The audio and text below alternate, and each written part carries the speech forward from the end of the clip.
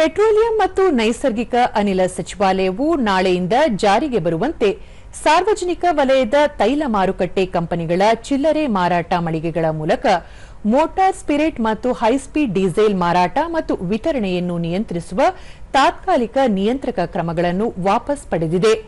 ಪಶ್ಚಿಮ ಏಷ್ಯಾ ಬಿಕ್ಕಟ್ಟಿನಿಂದ ಉಂಟಾದ ಅಡೆತಡೆಗಳ ಅವಧಿಯಲ್ಲಿ ಸರ್ಕಾರವು ಪೆಟ್ರೋಲ್ ಮತ್ತು ಡೀಸೆಲ್ನ ಸ್ಥಿರ ಚಿಲ್ಲರೆ ಬೆಲೆಗಳನ್ನು ಕಾಯ್ದುಕೊಳ್ಳುವ ಮೂಲಕ ಅಂತಾರಾಷ್ಟ್ರೀಯ ಇಂಧನ ಬೆಲೆಗಳಲ್ಲಿನ ತೀವ್ರ ಏರಿಕೆಯಿಂದ ಚಿಲ್ಲರೆ ಖರೀದಿ ಗ್ರಾಹಕರನ್ನು ರಕ್ಷಿಸುವುದನ್ನು ಮುಂದುವರೆಸಿತು.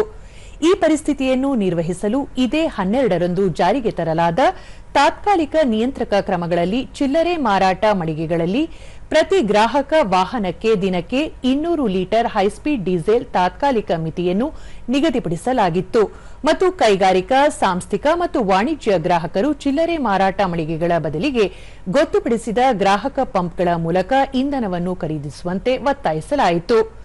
ದೇಶದಲ್ಲಿ ಪ್ರಸ್ತುತ ಪೆಟ್ರೋಲಿಯಂ ಉತ್ಪನ್ನಗಳ ಪೂರೈಕೆ ಪರಿಸ್ಥಿತಿಯ ಪರಿಶೀಲನೆಯ ನಂತರ ಸಾರ್ವಜನಿಕ ಹಿತಾಸಕ್ತಿಯಿಂದ ತಾತ್ಕಾಲಿಕ ನಿಯಂತ್ರಣ ಕ್ರಮಗಳು ಇನ್ನು ಮುಂದೆ ಅಗತ್ಯವಿಲ್ಲ ಎಂದು ಸರ್ಕಾರ ತೀರ್ಮಾನಿಸಿದೆ.